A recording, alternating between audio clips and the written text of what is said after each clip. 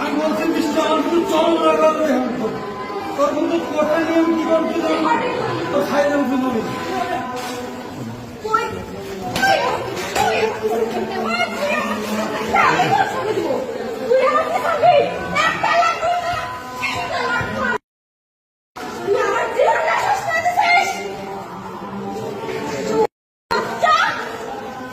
আলহামদুলিল্লাহ বয়স নেই